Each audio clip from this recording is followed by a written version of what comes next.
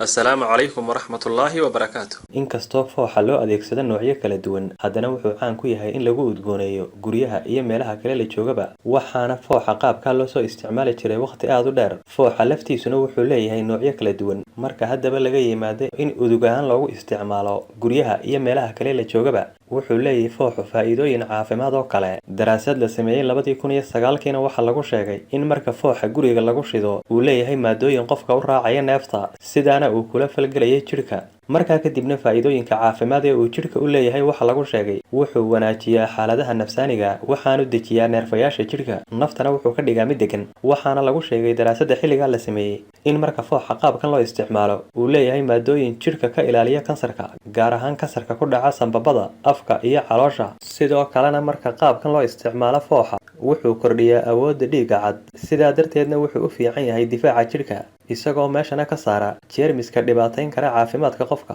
Waxaanu dawo ka yahay hargabka ku xumaada qofka iyo xasaasiyadda. Waxaanu sidoo kale guriga lagu shiday ka nadiifiyaa xasharaadka aanay ishu qaban karin ee ku dhex nool guriga. Dhinaca kalena, midhaha aynu u naqaano xabaasuuda ama xabatu sawda waxay xagga hore kaga jiraan midhaha laga helo caafimaadka ama caafimaad ahaan loo isticmaalo. waana midho lagu daweeyo cudurro badan iyadoo loo isticmaalo noocyo kala duwan. waana midho Soomaalidu inta badan ay ka wada dharagsan tahay faa'iidooyinka caafimaad ee laga helo. waana midho rasuulkeenu calayhi salaatu wasalaam inagu booriyay isticmaalkooda.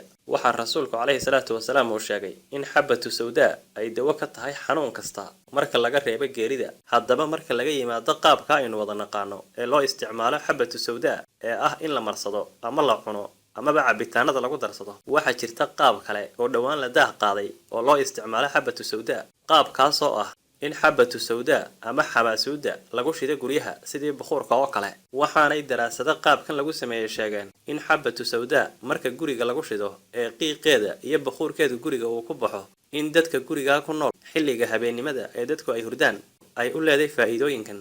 waxay hoos u dhigtaa daalkii maalinimo ee qofku uu dareemayay, iyadoo qofkana ka caawisa inuu ku seexdo maskax degan. waxay sidoo kale u fiican tahay dawana u tahay dadka markay hurdaan neeftu ay qabato. waxay sidoo kale meesha ka saartaa hargabka haddii qofku uu seexdo qol lagu qiijiyay xabatu sawda.